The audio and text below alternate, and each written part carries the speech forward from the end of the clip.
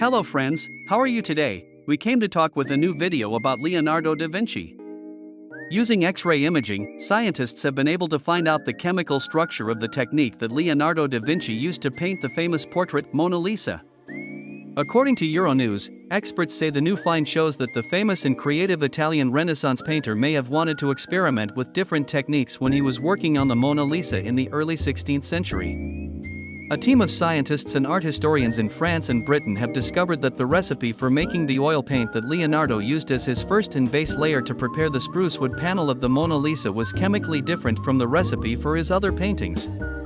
He was someone who loved to experiment, and each of his paintings is technically completely different, said Victor Gonzalez, lead author of the study and a chemist at the French Research Center.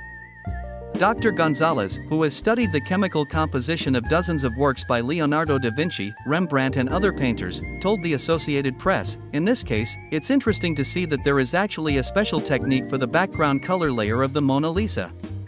In particular, researchers found a rare chemical compound called plumbonocrite in Leonardo da Vinci's first layer of paint.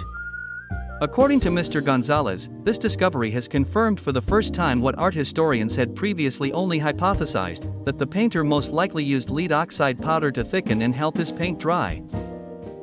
The male version of Mona Lisa is worth $100 million.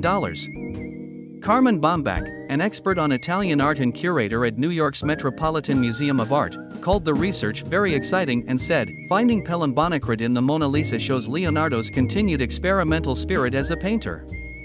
This is what makes him timeless and modern." The patch of paint analyzed from the base layer of the painting, less than a human hair in diameter, barely visible to the naked eye, was removed from the upper right edge of the painting. The Mona Lisa painting is kept in the Louvre Museum in Paris. Scientists looked at its atomic structure using X-rays at a synchrotron accelerator, a huge machine that accelerates particles to nearly the speed of light. This allowed them to discover the chemical composition of this particle.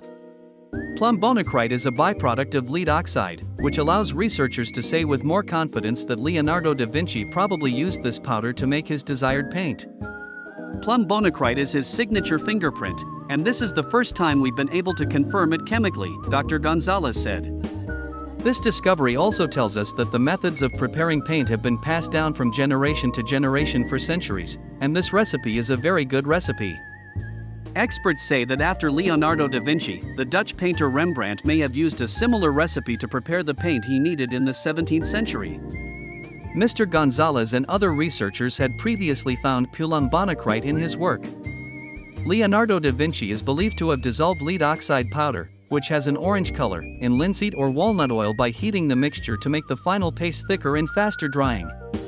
What you get with this method is an oil that has a nice golden color, Gonzalez added.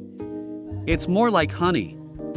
Historians believe that the Mona Lisa, a portrait of Lisa Gherardini, the wife of a Florentine silk merchant, held by the Louvre Museum in Paris, still holds other undiscovered secrets. Well, friends, this video is over. I hope you liked it and it will lead you to other discoveries.